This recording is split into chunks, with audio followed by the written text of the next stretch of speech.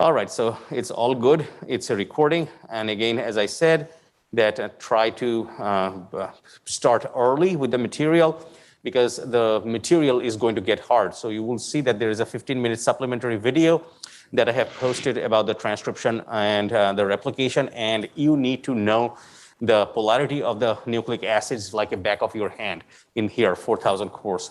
And what transcription means, replication means, you have learned in the prokaryotic, eukaryotic, in somewhere, starting from very general biology. And here we will pick up that intensity and you will feel it today. So that's just one of the things that I am just, so just bear with that. So this is basically the virology breakthrough in the 1950s. And first, the Hershey-Chase experiment with the bacteriophage T4 and the DNA material, that was the first breakthrough. And then the Frankel-Conrad actually found the first time that the genetic material of the tobacco mosaic virus, we talked about that. These are the electron micrograph of those, is the RNA. So these are some of the groundbreaking discoveries, and gradually the molecular biology still was in complete infancy. We did not know molecular biology until 1970s, but people start working with that, at least had the concept that the protein is not the genetic material, it is always DNA. Or here, the first time, it was discovered that it was RNA. So here is the heading reads, the nucleic acid carries genetic information, proteins do not. And this was a groundbreaking experiment with Alfred Hershey and Martha Chase in 1952. Interestingly, we call this one as is known as a kitchen blender experiment. And on the left-hand side, you can see that kitchen blender they used in the experiment. And if you go to Cold Spring Harbor, Long Island, all the way down, anybody from New York City? No? Okay, all right. Then I will not talk about that, won't bore you. But you can go to Cold Spring Harbor and you can see that if you want to see that.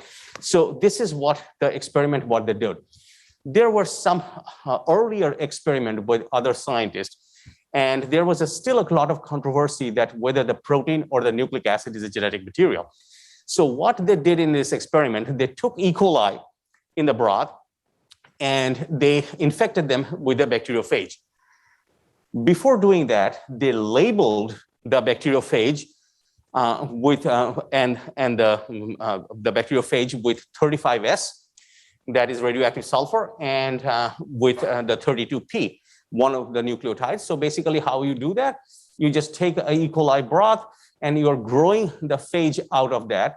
You add those nucleotides and the 35S methionine or 35S, usually most of the time we just use the 35S methionine and the 32P, ATP or GTP, one of the nucleotides, DATP here, it's a DNA, so it's a DATP, 32P DATP.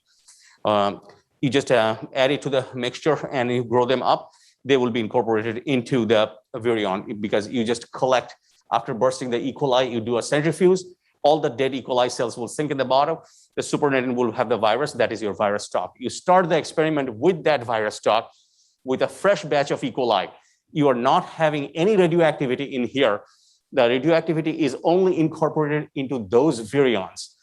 Now what you do that you allow the virus to absorb, again, remember the term, to attach on the surface of the E. coli for a short period of time.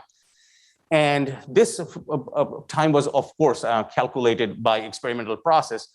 As soon as the time is over, when the bacteriophage basically inject the DNA into the cell, at that time, what you do is you just allow that, and then you just take the cells and you just centrifuge them down and try to see that what is going on in these cells.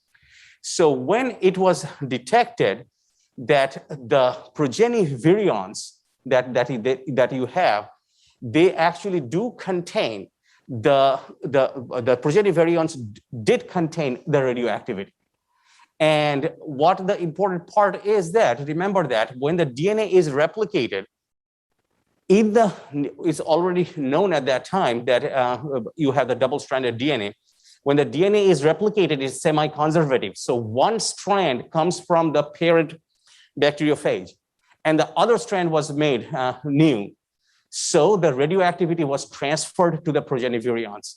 But when they took the proteins out of that and looked for the protein 35S methionine, there was no radioactivity in there. So that was all in the pellet. So that's basically the important part is that. And so basically what happened after mixing that, they blended in the kitchen blender so that everything shears off. And that's the experiment. And they found that the DNA is the genetic material. All right, so after that, we are looking at some of the slides that there are thousands of different virions, seeming complexity of infections, but there are only 7 genome types. Number of days in a week, that's it, 7 genome types. And we're going to talk about them one at a time. So before we go here, just understand that here we are talking about the 2 key facts that will make your life easier. And all viruses in the planet actually follow this rule. The first one is that they make mRNAs. And this process is known as a transcription in eukaryotes or prokaryotes. From DNA, you make RNA. That's transcription. Here it goes a little bit complicated because you have RNA genomes, and a lot of scientists argued DNA to RNA is transcription, RNA to RNA, why it should be transcription? It should be something else. So to avoid that controversy, people started to say the full thing, like synthesis of mRNA, making of the mRNA. But remember that transcription is still used. It's much easier rather than using that many words. So making of the mRNA is the transcription, whether it's the DNA origin or RNA origin really doesn't matter. That is the norm. That's your transcription. Must make mRNA because it will be translated by the host ribosome, this is in the cell, to make the proteins of the progeny virions. Along with that, what you need, the genome that is getting into the cell, this is the full-length copy of the genome of the virus that is getting into the cell, that needed to be replicated as well. Whether it's a DNA, RNA, doesn't matter, it need a full-length copy of that genome. So these are the 2 things must happen. Remember that the mRNA could be part of the genome. One gene is not the whole gene. The genome contains many genes depending upon the virus, and the mRNAs are much shorter than the full genome length. And on the other hand, the genome replication is the full-length genome that needed to be copied to package inside that capsid or the box of the virus. All right, so let's move on. So here, what we are looking at, that this is a core concept of the DNA RNA, and you should already be knowing this. So I'm just not going to spend that much of time. So you can see right here, well, I'll just go over quickly on that. So when you're looking at the double-stranded DNA, you can see that double-stranded DNA, this is the coding strand, starts from 5' and ends with a 3'. And the template strand, which is complementary, is 3' to 5'. So remember that sometimes the coding strand is also called the sense strand, and the template strand also called the anti-sense strand. So basically on the template strand, in the eukaryote, in the transcription process, you make the complementary RNA. That mRNA will have exactly this sequence, only the T's will be replaced by U. What do we mean by this? We'll see in a second. So if you take a double-stranded RNA, you can see that it is the exact same sequence for all of them, for your convenience. See, the T's are replaced by U's. So that's basically, the thymidine is replaced by the uracil. That's it. Now I'm making a viral mRNA from this or this, doesn't matter. If I'm making this viral mRNA from this, see that it is GAC, UCG, AGC, is exactly this sequence, except that T is replaced by U. But do not do this in this process. Just do the process in a proper way, because that this is the concept that you need to know. You do not use this coding strand to derive this viral mRNA. Rather, when your RNA polymerase is making this viral mRNA, or no matter what prokaryotic, eukaryotic mRNA, you are looking at this template strand and writing the complementary strand from this 3' end to 5' end by reversing it to a 5' to 3' and replacing the T's with the U's. So if it is C here, this is the proper way to do it. C, then you get a G. Remember that 3', I've changed that to 5' because this strand will be, you are making a complementary strand of that. So C to G, T to A, G to C. Then A, U, instead of T, AT pairs, this is U, and here you have GC, CG. Then T, complementary is A, then CG, GC. This is how we make the mRNA. So this is the template. When you make the mRNA, you can easily see that these three triplets that you have, not triplet anymore, these are the codons. These codons exactly corresponding to the triplet of the double-stranded DNA or the RNA. So what is a plus-strand RNA that in the viral genome that we have? The plus-stranded genome that you have in the viral mRNA, these are 5' to 3', and you can see that this is the sequence right here, exact the same thing. Viral mRNA is the same thing, and the plus mRNA is the same thing. But just remember, we are going to talk about that a little bit later. Not all plus-stranded mRNAs act as an mRNA. You need something else. They need to be processed sometimes. But some of the viruses, the plus strand acts as an mRNA. Negative strand is the negative polarity. So you can easily see that how the negative polarity is. This negative strand is basically this complementary strand of the DNA replaced by U's, or if you take a double-stranded RNA, this is exactly this strand, CUG, AGC, UCG, CUG, AGC, UCG. And plus strand DNA, you take the 5' to 3', you can state the negative strand DNA 3' to 5'. That's what it is. So plus strand goes from 5 to 3, minus strand goes 3 to 5. Remember that replace the plus minus strand in RNA with the T with the U's, and for the DNA, that's up. So that's basically the concept.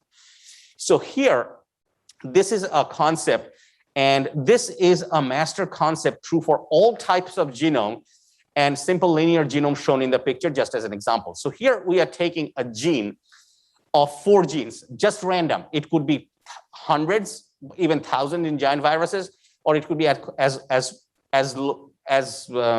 minimal as 2 in circoviruses or parvoviruses. So these are the genes, and the whole thing is the genome.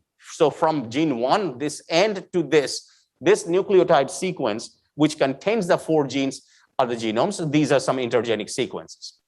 So there are 2 things after the virus goes into the cell that happens. The first is going to make the mRNA synthesis, transcription. So what it is doing, see that depending upon, I tried to, but not exactly to scale. Gene 1 length is this.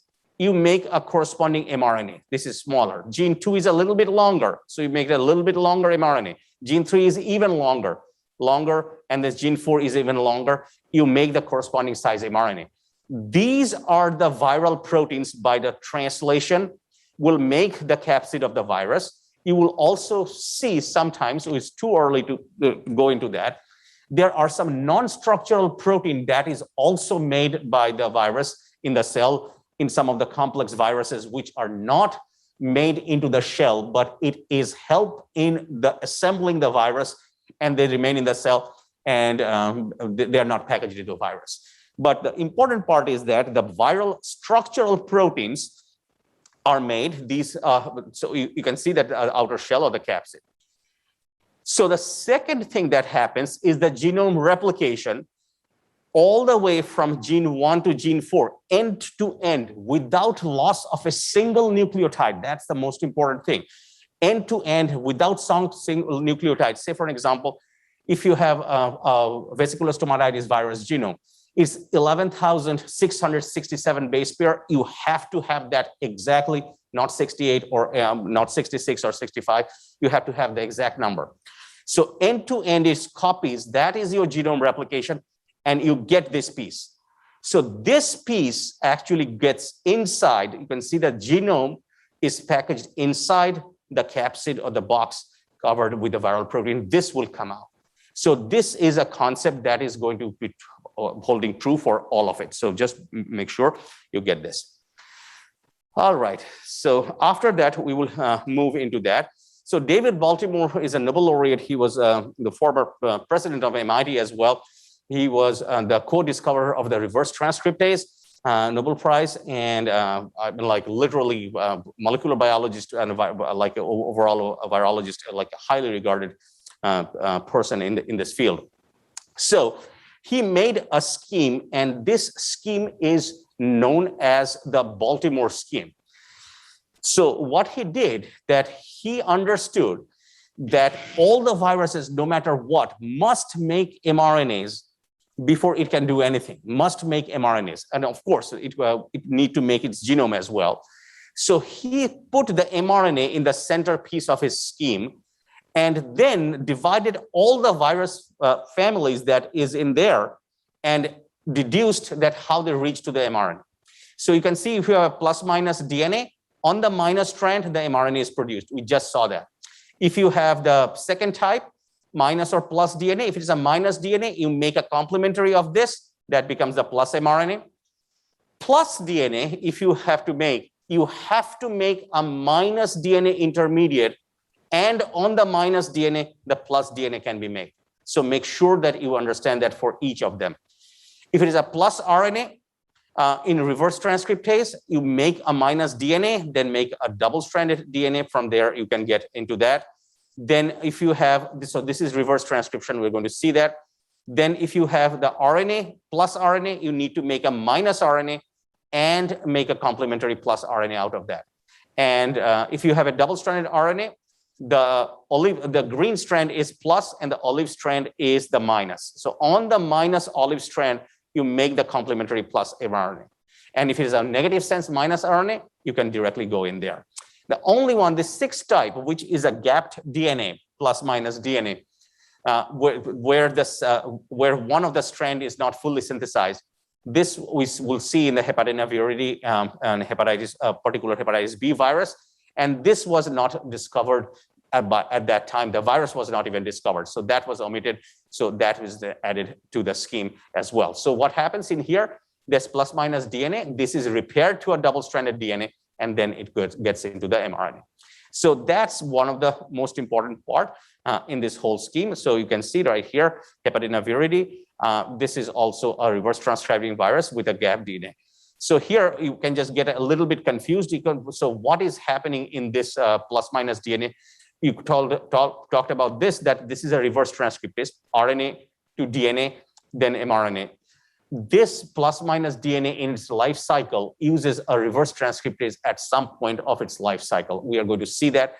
So this contains reverse transcriptase as well. But don't worry about it right now.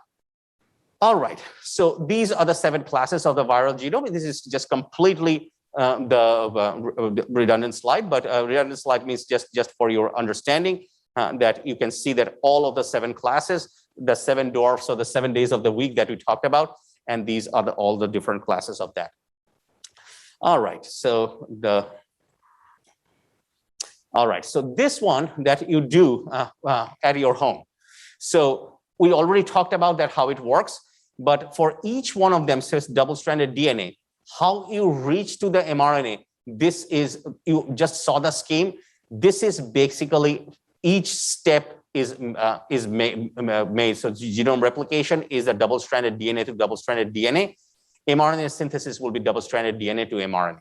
So you remember that the mRNA is needed for the making of the protein, and the genome needs to be replicated to be packaged into the cell. So this reinforces basically this fact. This fact. You need mRNA synthesis or transcription and the genome replication, which is summarized in this one, and definitely practice that immensely important slide.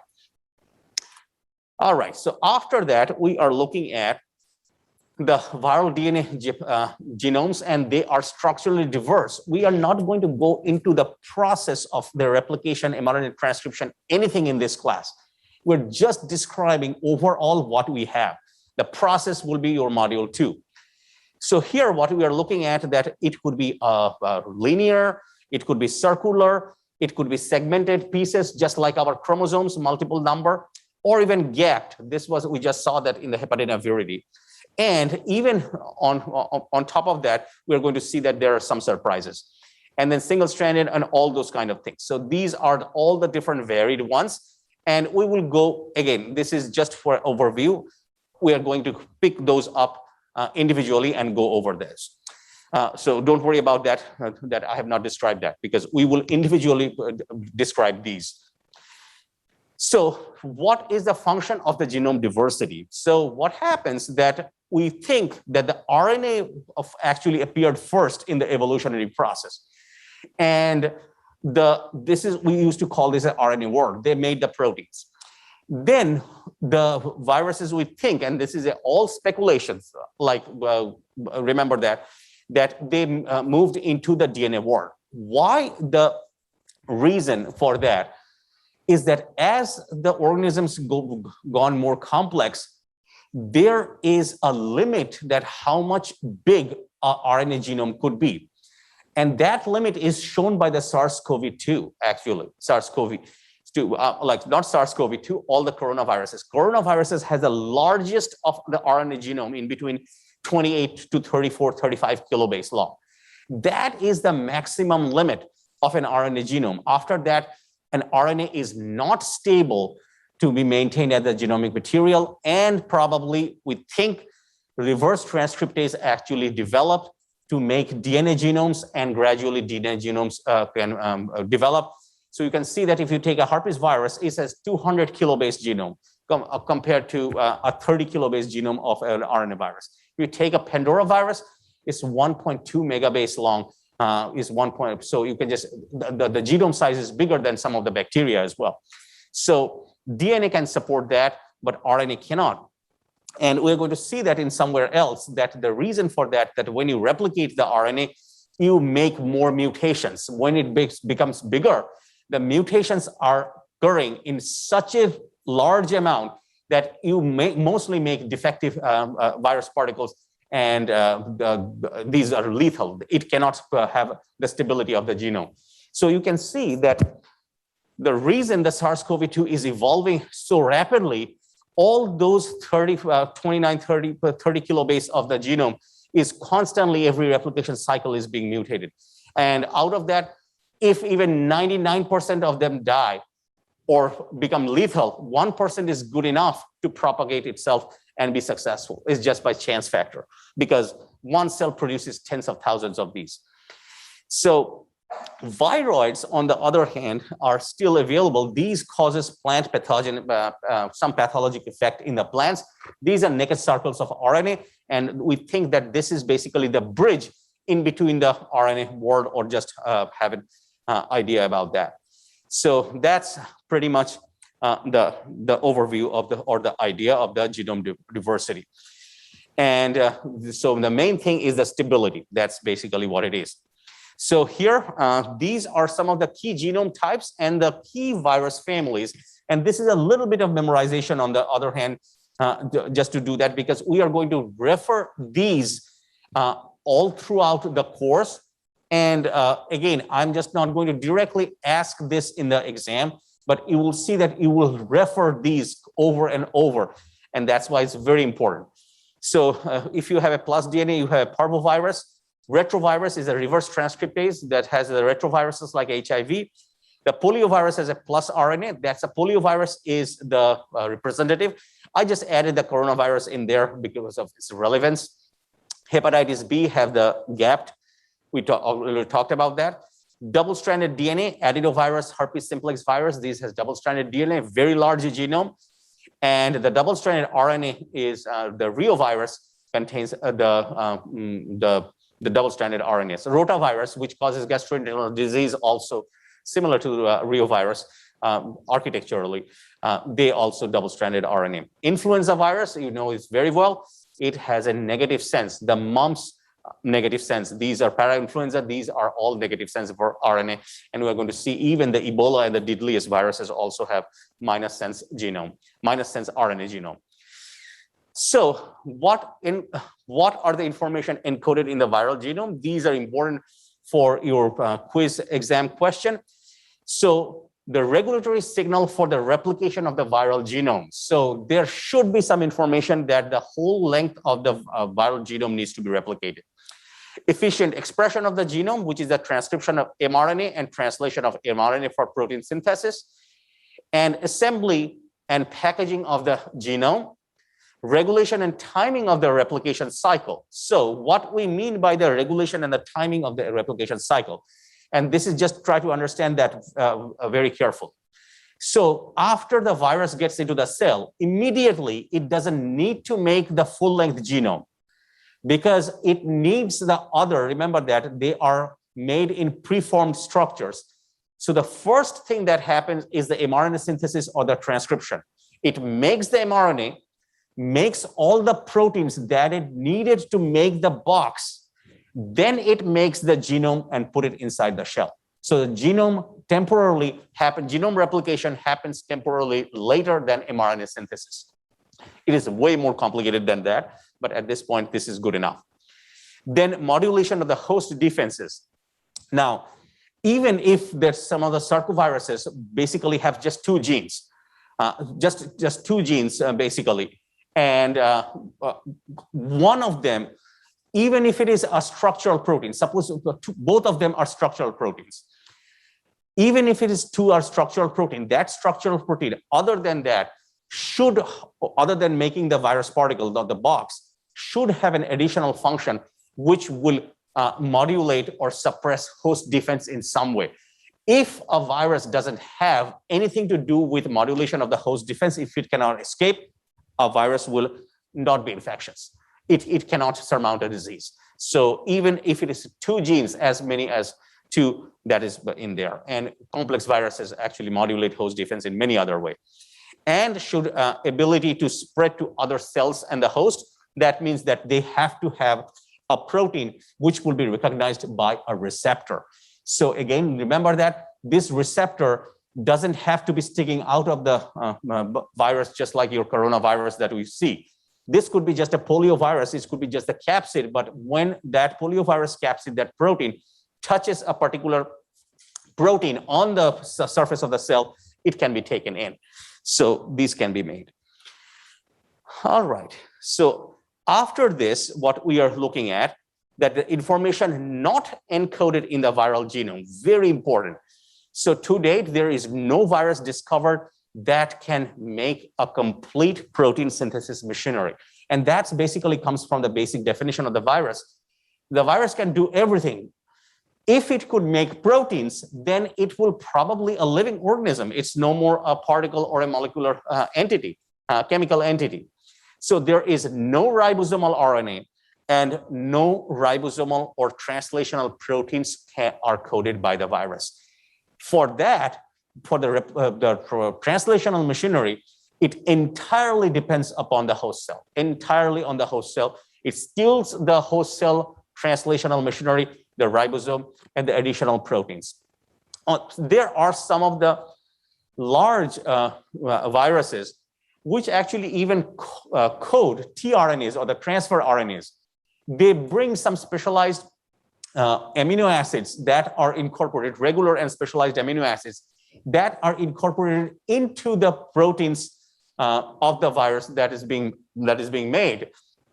And they also have amino acid tRNA synthetase and translational initiation factors or elongation factors and participating enzyme for sugar lipid metabolism, but they do not have the full machinery. They have just a part of it which can modulate or help in the translation, but just they do not have the full machinery to independently translate anything. And there is no genes encoding membrane biosynthesis. Remember that? We talked about the envelope virus. Many of the envelope, like all of the envelope virus derive their membrane from some cellular origin. Remember that when we're talking about the membrane, this is your lipid bilayer, phospholipid bilayer membrane. It doesn't have to be the plasma membrane. They can be taken by the virus from the endoplasmic reticulum as well as the Golgi complex as well. So it could be for any cellular endomembrane system, including plasma membrane. And also there is no telomere to maintain the genome or centromere to ensure segregation of the genome found in standard host chromosome or eukaryotic chromosome, that you do not have any of those. All right, so let's go into some of the slides which are very self-explanatory. We'll quickly go over those. So for some of the smallest known viral genome, viroid is just 120 base pair length of RNA, naked RNA, nothing in there. Satellite also, the satellite appears pretty much in association with a virus. And when a satellite appears, it usually enhances the disease. So it always appears along with a viral infection. So hepatitis delta virus satellite, on the other hand, 1700 is a larger, and it codes for just one protein. But without a hepatitis delta infection, this satellite will not appear by itself, and it cannot do anything. It cannot be pathogenic. Circovirus and parvovirus, these are some of the smallest viruses. You can see that we talked about that there is 2 of these genes. One of them have to be a capsid protein, and another has to do with something with the host defenses, modulate the host defense in some way. And these are some of the small one. Again, remember that I'm not going to ask these names and the length. So just remember the viroid and the satellites. What are they? That they are just the viroids and naked circles of RNA. And when the satellites appears, those are the things that is important. So let's take a look at the viral DNA genomes differ from the host genome significantly. We already talked about there is no centromere, telomere in there, but the host genetic system is always based on DNA.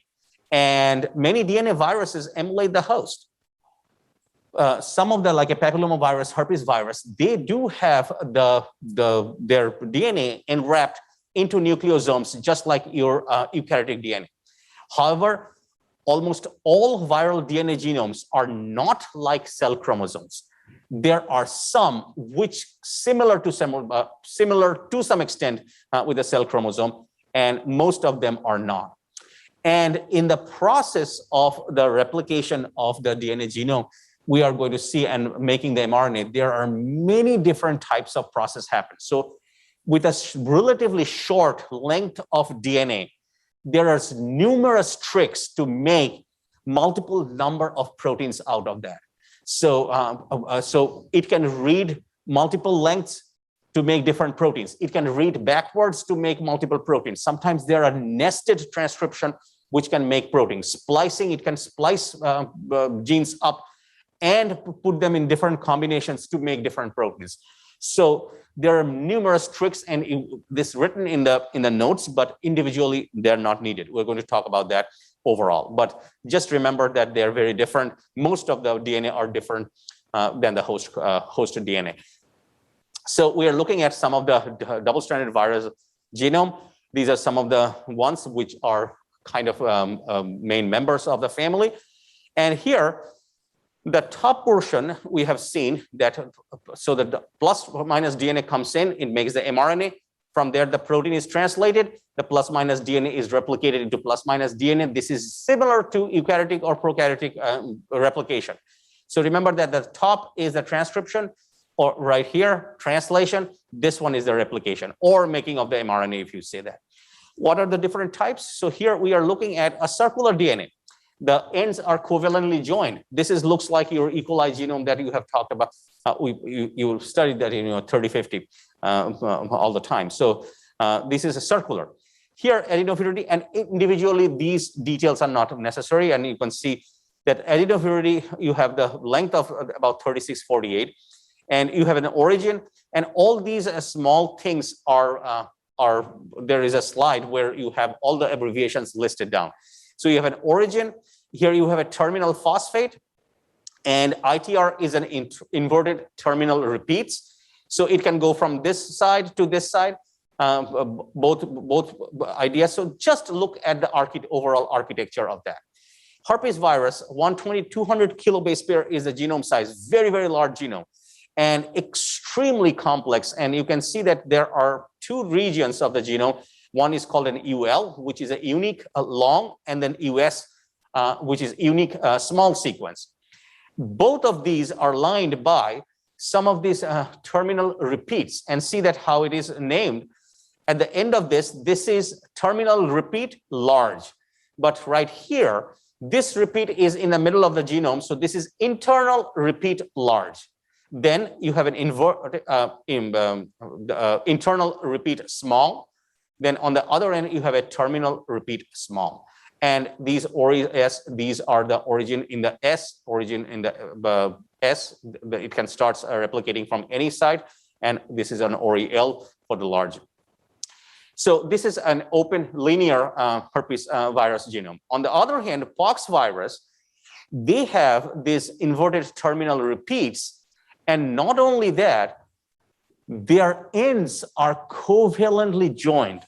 So that's the important part. Remember that when you have an ATCG at the very end, if you have those sequences, if it's a linear, say for example, for your adenovirus or the herpes virus, they are bonded together with the hydrogen bonds in between AT2, in between CG3. Here, it is not hydrogen bonded. They are covalently bonded. So if you just melt that, they are not going to get separated. They are chemically bonded covalently. So just remember that that is the most important part for the poxvirus family. Then we are looking at the gapped double-stranded RNA genome, reverse transcribing the DNA and see that how it happens. So you can see that there is one strand, which is the minus strand, is full length, and at the 5' end of the minus strand, there is a protein attached to it. And again, details not necessary. We're going to talk about that in much detail. On the other hand, the plus sense DNA genome is not complete. It is gapped. And see that what happens, this is the funny part, the 5' end actually do have a piece of RNA attached covalently to the DNA, and it prematurely ends at the 3' end. It's not the full length. And why you have these, and again, you probably cannot ask this why question in the virology. Probably you can just explain how that we are going to answer, but why? Well, we can explain that the phenomena that how it happened, that we think that the capsids are made in the cell, the genome gets in there, and as the cell, and still that protein is making the genome. But what happens that this is not needed. This is something else we're going to talk about. It shuts off the capsid, so no nucleotide can go inside the capsid, and it cannot finish because although you have the enzyme or the proteins, it just runs out of nucleotide because the capsid is closed. So why it's going to do that compared to the others, we don't know. It's just by its mind. Well, not anthropomorphically. So what they do in this process, so you can see that from here, you make a plus sense RNA, and then that's the important part. You can see that these are the reverse parts and how this reverse part happens. So you have a gap DNA. The first thing they do is that they make a plus minus DNA. So this is the repair of the DNA. So this gap is once it gets into the cell. From the plus minus DNA, they make a plus sense RNA. This plus sense RNA is an intermediate and not the mRNA. They also make the mRNA. This is one batch of the mRNA. And remember that what is the difference? The mRNAs are not the full length. They are shorter lengths, multiple, and they make the multiple proteins to make the structural protein of the virus. Whereas this plus RNA is end-to-end full length because this is going to make the genome. So end-to-end full length plus RNA. From there, by the reverse transcription, we talked about that you have a reverse transcribed DNA, you make a minus DNA. And from the minus DNA, as you were making the plus DNA, you run out of nucleotide, and that's caused that gap genome. So that's the hepatinovirus. All right, so after that, if you have the single-stranded DNA genome, and there are a couple of different viruses. This is a TT virus. This is a ubiquitous human virus. If you're taking some samples from everybody, 100%, it's not 99.9, 100% of us, those have these TT viruses, and it doesn't do anything in there. This is a circoviridae family. On the other hand, this is a B19 parvovirus. There are many parvoviruses which actually infect dogs. And sometimes this causes a fifth disease, which is a rash. I have written down that why it's called a fifth disease, because you have a couple of different standards: scarlet fever, mumps, Duke's disease. These are some of the rash disease, and this was discovered the fifth, and that's why it is. And roseola is the sixth one. So it's written in there, but that is a secondary information. That is not important. Here, let's take a look at the genome first. That is more important.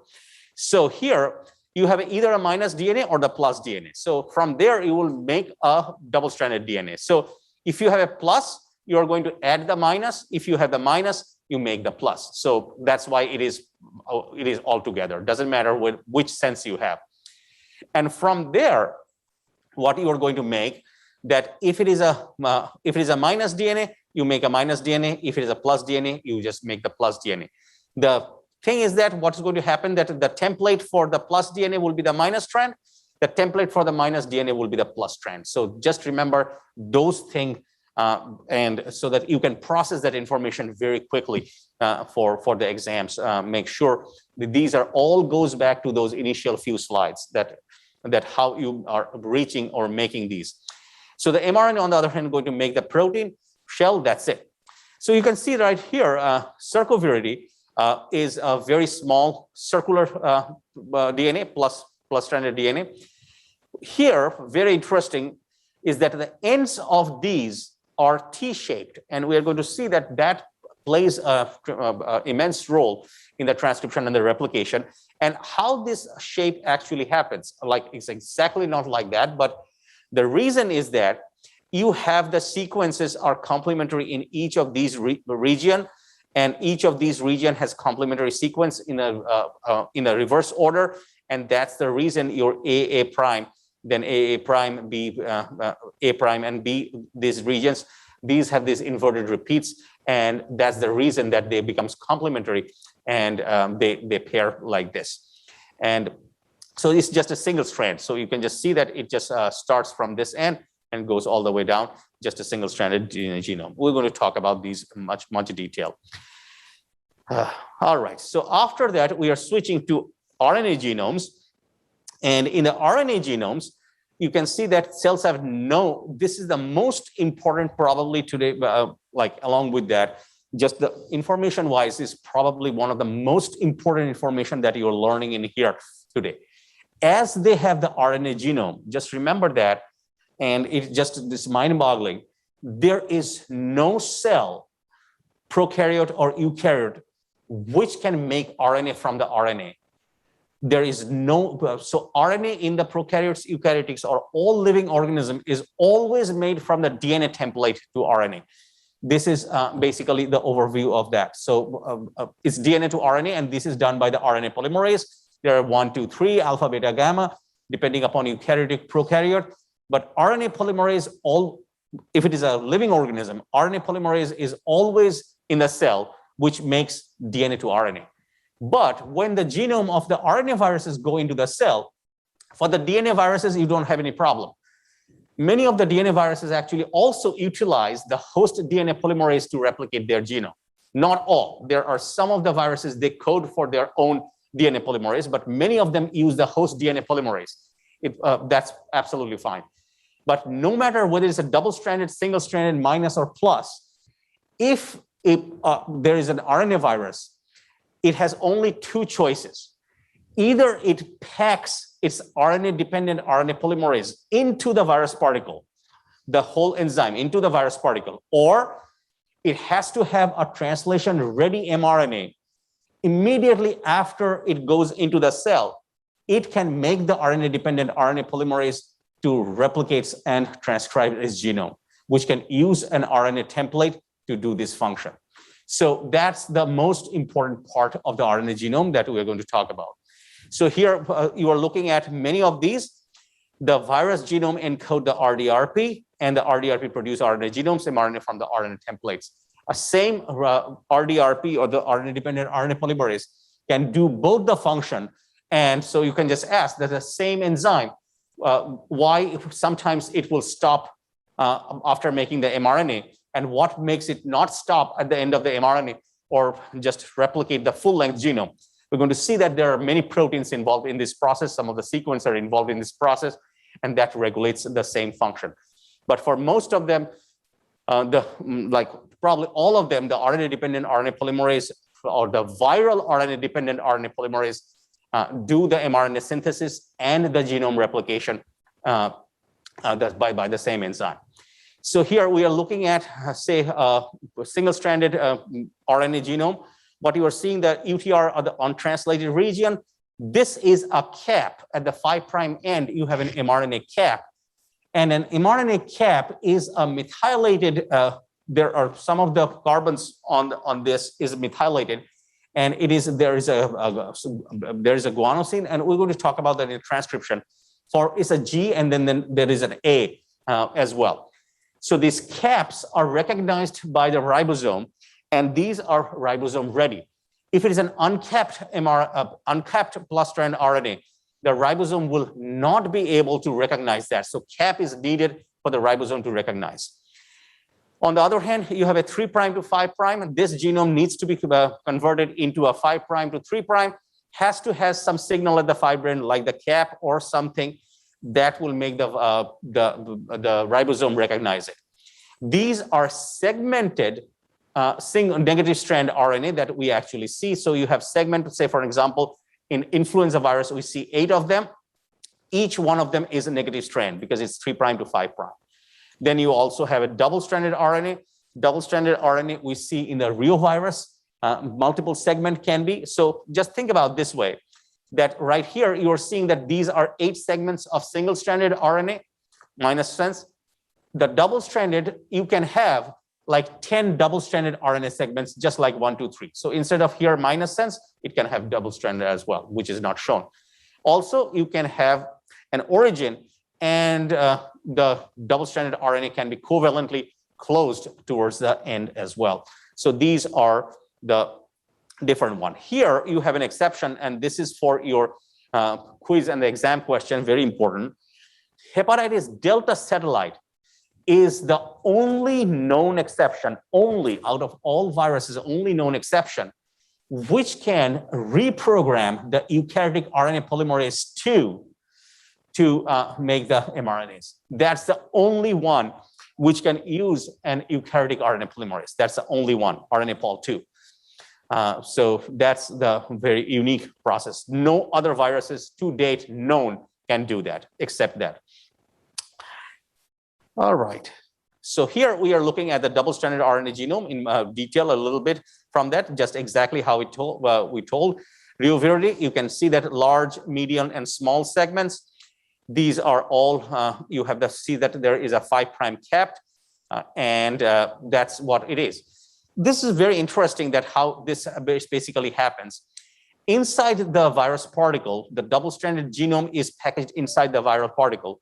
And the RNA-dependent, this part is not needed here, but just so that you can correlate. The RNA-dependent RNA polymerase is inside the virus particle in some of the places which you call as a turret, through which the double-stranded RNA genome, after it goes inside the cell, it's double-shelled. So the outer shell is removed, you have the inner shell, and then it makes the mRNAs inside the inner shell of the virus. And there are some pores through which the mRNA comes out. The mRNA is making translation and it's making the protein shells. Once the protein shells are made, the mRNAs are packed inside that along with the RNA-dependent RNA polymerase. So remember that it's a double-stranded RNA, but it's packaging the mRNA. This is a very unique example, packaging the mRNA along with the RNA-dependent RNA polymerase. It seals the virus off. Inside the virus, that RNA-dependent polymerase make the minus strand to make it double strand. And these are some of the amazing strategies what they can do. The reason for that, there are many other examples. The minus sense 3.5' minus sense RNA is not seen in the cellular environment. As if the cell sees a minus sense RNA, immediately it binds to a TLR, these toll-like receptors, which sense weird things. Weird things means like a viral bacteria, all the pathogen. As soon as there is a minus RNA, it can tell that there is a viral infection it will again do an antiviral response. So the virus doesn't expose that minus RNA into the cell. Plus RNA, the cell is fooled because it thinks that plus RNA, mRNA is one of its own. Doesn't matter. It packs that RNA and makes the negative strand or negative sense RNA inside the particle away from the cellular environment. So you can just imagine this is just only one example that how complicated the systems can be to evade the immune response from the host. Then we are looking at some of the plus sense RNAs, and picornaviridae poliovirus is a classic example. Rhinovirus is the common cold virus. And look at that these are icosahedral virus of very complex morphology, but they are naked viruses. The outer shell is a solid protein, no envelope, nothing. Very difficult to destroy on the surface. And that's the reason that from the surface, you can just get these. Then calciviridae cause a gastroenteritis. Then right here, that is also a naked virus. And coronaviridae, all of them, most of the human coronaviruses are beta coronaviruses. So if you take the coronaviruses, there is a alpha, beta, gamma, delta, different 4 types mainly. And only the beta infects the human beings. And this is the coronavirus. I've seen that. Then Flaviviridae family is a yellow fever, West Nile, hepatitis C, Zika. So you can see that Flaviviridae family contain a lot of infectious, like pathogenic viruses as well. And the Togaviridae, rubella, and encephalitis virus. And one of the most interesting facts is that out of all virus families, plus sense RNA virus is the most abundant, 29 families. So you can just easily see is like it's a very, very large family of viruses. Most abundant is a plus strand RNA viruses. All right, so after that, we are looking at some of the plus sense RNA and what it is doing right here. And just a couple of different scenarios. So coronaviridae, you can see that you have the coronaviridae virus packs a ribosome-ready genome. So as soon as the genome comes out into the cell, it can translate the genome. It makes in two sections, but that's okay, not needed. So you have a cap, untranslated region, then you have a untranslated region here. These are the poly-A tails, which are essential for the stability of the mRNAs in the cell, and it just makes the mRNA reads the ribosome basically reads the mRNA.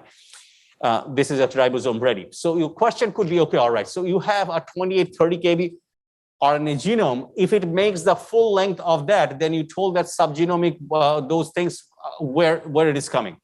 So this is a very interesting trick that we're going to talk about somewhere else in there. The full length mRNA is made, and one is made half the way and another is made all the way. And this is done by what is called a ribosomal frame shifting, not needed in here. The ribosome slips at a sequence in the middle. So it makes approximately at half length and another full length. Advantage is that out of those sequences, these make a polyprotein. When it's translated, it makes a polyprotein. And these polyproteins are like that. When the ribosome is reading that, it makes a half and the full length of these proteins.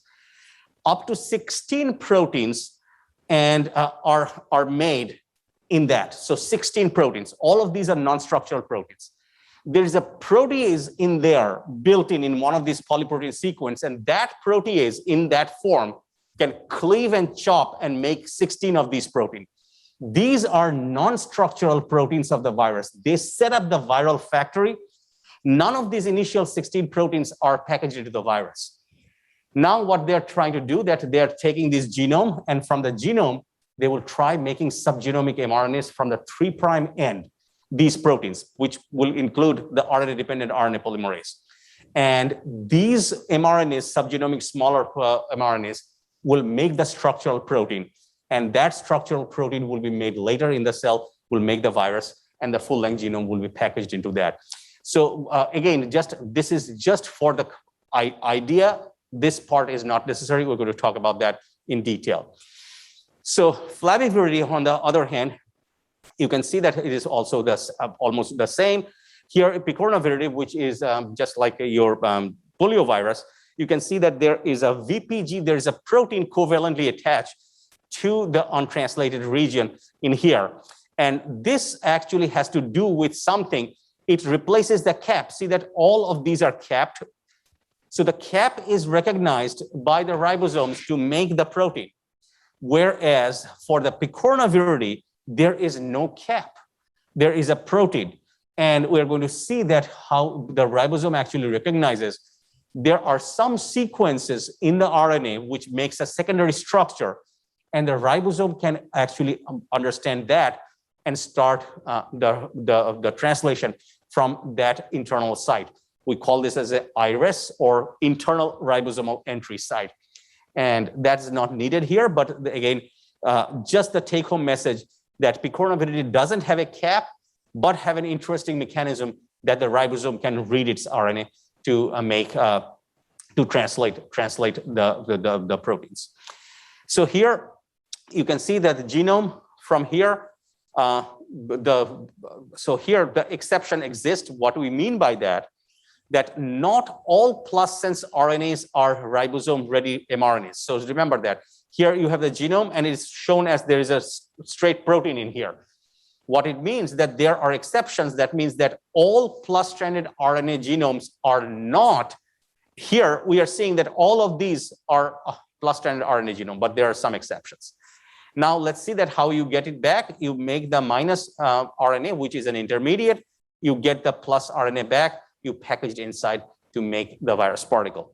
That's your plus sense RNA. All right. So then we are looking at the plus sense RNA. This is also positive sense with a DNA intermediate. And there is only one example of that is retrovirus. And some of the example, your HIV, HTLV, feline leukemia virus. So from the plus sense RNA, it makes a minus sense DNA. On that minus sense DNA, it makes a plus sense DNA. And that DNA is integrated into the chromosome, usually, that we're going to see somewhere else. But that's the overview of that. So this is just a typical picture of an HIV, which has a diploid genome. It has 2 plus sense RNAs, 2 of them identical. And the reason that we think that there are 2 copies, just like you have a pair of chromosome, they have a pair of their genetic content. You can think about this way. So it's a diploid genes. Both of them are the same, the plus sense, but they're not complementary. They are just 2 individual plus sense RNAs. So here we are looking at the retroviral strategy. You can see right here, plus sense RNA genome, you have a capped end. So that's, although it is like this does not replicate immediately after getting into the cell. The plus RNA is first minus, this is I just told, converts into minus DNA, then double-stranded DNA. From the double-stranded DNA, you make the plus sense RNA to be packaged into that. And this DNA is integrated into the host cell. When it is integrated into the host cell, like a genome of the host cell or the chromosomes, we call that as a provirus. Say, for an example, if a person is HIV positive, that means that person has an integrated genome of the HIV into your genome as well. So again, this is the way that we just talked about, that how these retro elements over the period of time, human beings were infected, and we have 40% plus genome, which is called the endogenous retroviral elements are in our genome. Remember that all these retroviral, we call them elements. They cannot make a full virus. Some of them can make an empty shell of virus. We talked about this HERV, human endogenous retrovirus, which can happen, but they cannot make a full infectious virus particle. So basically, that's the important part. But those integrated genome is called the provirus. And sometimes what happens, and this when will happen, well, nobody can say. Some can be HIV positive and say 6, 7, 8, 10 years, never had the symptom. Or someone can have the symptom as early as 3 to 6 months. So it just depends. So the provirus excises itself out, the DNA from the genome. It just makes the mRNA, and this can be packaged inside the retroviruses to make the viruses come out. So that's the important part. All right. So after that, we are looking at the minus sense RNAs, and the minus sense RNAs actually are probably the deadliest viruses that is known to man, probably in terms of mortality rate. So remember that we caused a pandemic in it there, but the mortality rate still, even after 500,000 people are died in the United States, mortality of the of the SARS-CoV-2 is not as high. So it is just way more contagious. Whereas we're going to talk about that. So say, for example, your measles and the mumps virus. This is also not very lethal, but extremely measles virus particularly can be carried in the air current for 100, 200 meters. So that's the important part. Rhabdoviridis example is a rabies virus, deadly virus. We all get shots for these, even your animals get shots for these. And you can see that inside the virus, there is just some small, tiny structures like this. These are the RNA-dependent RNA polymerase and the associated proteins packaged into the virus, and you have this negative sense genome in there. Filoviridae, like Ebola virus, Marburg virus, they are these linear minus strand genomes. These are filamentous. Orthomyxoviridae, which is influenza virus. See that influenza virus, just like the reovirus that we talked about before, has segmented genomes. So you have 8 minus segments of the genome packaged into the virus. The all other has a single genome end to end. And you can see an attached RNA-dependent RNA polymerase here, but you have a single genome with some associated proteins. Single genome, but 8 pieces. And see that for all the 8 pieces at the end, there is a tiny yellow dot in there. That tiny yellow dot is the RNA-dependent RNA polymerase. So RNA-dependent, so all these viruses are packaging their own RNA-dependent RNA polymerase. As soon as the genome is released into the cell, this will make the mRNAs from these viruses. Arinaviridae, Lassa fever virus, also package their own. And you can easily see that it's kind of funny that you can see that there are some tiny ribosome, and these are sometimes packaged inside the viral particle as well. It has been seen. It just doesn't translate anything or do anything in there, but the viruses package many of the host proteins as well. So one of the very interesting thing that what happened, so this is a book, this is Fever, and this is a true story that 2 of the nurses who were just working in Africa, they actually got this Lassa fever in 1969, and they were brought to the United States, and they actually recovered. So at the Yale School of Medicine, they started working with this Lassa fever virus. And at that time, there was no biosafety. I mean, like there was a minimal safety concern. Now you have biosafety level 1, 2, 3, 4. There was nothing in there. And one of the faculty member, one of the professor was actually infected by that, and infected and almost died, and survived by the serum, which was given by one of those nurses who actually survived that. So that's basically the passive antibody from serum antibody from that nurse actually served that. So if you just want to read that story, you can just go into this link in there, and you can see that. All right, so let's move on. So here you can see that this is a minus sense RNA virus. So from the minus sense RNA, you make a plus intermediate, and you package from that, you make the protein. So this is your mRNA making the protein and making the virus. Also, you make the plus full length RNA. On top of that, you make minus RNA. So the confusion that what happens, what I just wanted to show, let's see that the intermediate plus RNA and the top and the bottom is shown. Both of them are shown as the same length. Remember that many of the times that is not the same length. The mRNAs could be much shorter and different sizes depending upon the gene.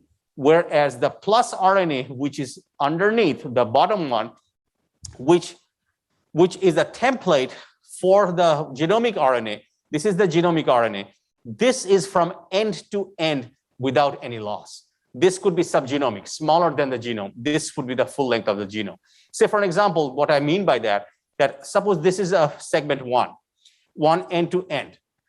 So this plus RNA minus RNA are end to end that full length. Whereas the mRNA that is produced from here, it could be a little bit here, it could be a little bit here, it could be that thing. But usually, most of the times, the influenza virus, the mRNA is like there is only one gene from each, but not in all viruses. So that's the important part. So non-segmented genome, you have the premixoviridi, rhabdoviridi we talked about, which is the rabies virus that also contains a negative sense genome, but they are not segmented. All right, so here, one of the interesting thing that what happens out of this, and is the consequence of this segmented viral genome. So suppose this is a cell, and here you have an L strain of influenza virus, and there you have an M strain of influenza virus. And we talked about that in the very first class, that there could be a chance factor that in the host, one cell can be infected simultaneously by two viruses. That can happen. Usually, the water birds like ducks, certain ducks, they are the reservoir for the influenza virus, water birds. And suppose they have a stable reservoir and a duck is infected by the L and the M strain both together, and there is just one cell, all it needs, where they are co-infected with both. See that the genome segments of the L are in red, M are in blue. Now what happens? They both release their genome into the cell, which are being replicated and transcribed into the proteins. Now, after they are being replicated, the blue virus should pack all the blues into that, and the red one needs to pack all of them in the red. They have very little small differences in their genome. They are almost the same length. Almost means like plus minus 2.5. Well, just don't quote on me. It could be a little bit more or less, but they have a small sequence differences, and that gives different properties. Now, accidentally, what happens that, okay, all right, this is a perfect particle made, all red. M, perfect particle made, all blue. Look at this one. Here, the second recombinant, the second one, it accidentally packaged the red segment in there. And this is how, this is called a reassortment. And this reassortment actually gives rise to all your different strains in there. So what we mean by this, that the H is the hemagglutinin and the N is the neuraminidase. And they are numbered like H, 1, 2, 3, 4, 5. These are the different classes. Each one of them has different properties. Hemagglutinin 1 type, type 2, type 3, type 4, type 5. Neuraminidase is also the same way. Neuraminidase type 1, type 2, type 3, type 4, type 5, like this. It goes up all the way up to 6, 7, 8, 9.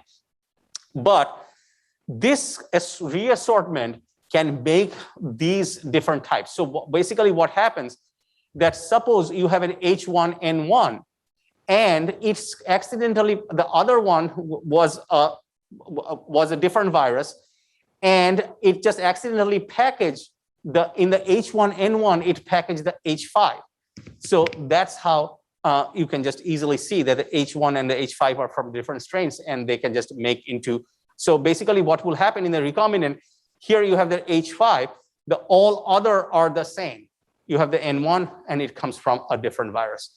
And that can basically happen in this process.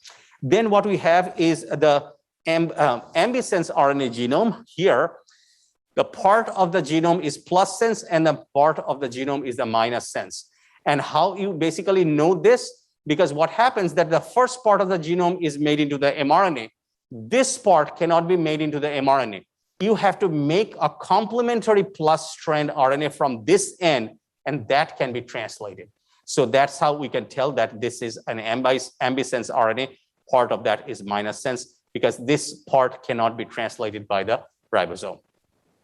All right, so the arenaviridi, buniaviridi, you have these. So the last part, what we are looking at, that this is the slide that I added in the morning, that engineering mutations into the viral genome the modern way. So basically what you do in this process, that if you want to make a virus, now we can just make it in the cell. Basically, the overview of that, not going into the technical detail, you have these plasmids which contain the viral genome. And suppose you want to have the influenza virus with the 8 viral genomes. You clone them in the different plasmids, you transfect a cell. Along with that, what you have to do that you make those RNAs by a vector as well. Usually people use a vaccinia virus vectors where you clone that the RNA and put it in there under a promoter, it will make the RNA as well. So you're artificially infecting the cell with a vaccinia virus vector, which doesn't cause the disease, but just express the RNA or make the RNA, genome RNA, and the proteins that can be packaged. And this is basically called an infectious DNA clone. And you can engineer the virus. And this is some of the afterthought that we can do a lot. But again, making some of the virus, which with the ability to do a pandemic is far-reached. You cannot do that. It's too much of the information that is needed. But bioweapon is an entirely different thing, where you take an existing material. So here are some of the just an afterthought that as we are looking at all these as a linear process, they are really not linear. You can see that in reality, that there are extreme complex structure with secondary, tertiary structure and long distance interactions to take place in the genome. So here is also the story. The last few slides are just about historic purpose, that the resurrecting of the 1918 influenza virus, complete nucleotide sequence were determined from a biopsy sample and also from the permafrost. This is a horsepox virus was extinct, and by chemical synthesis, it was recovered. And final thought is the infectious viral DNA animals experiment not previously possible, but it also raises the ethical issues, and all the conspiracy theories stem out of it. So you cannot avoid that no matter what. It will be there no matter what, because we can engineer some of the viruses as well. Even in cancer, we use oncolytic virus, and oncovirology has become a subject. You load a toxin, you target it to the tumor, it will go in there. But that's about it.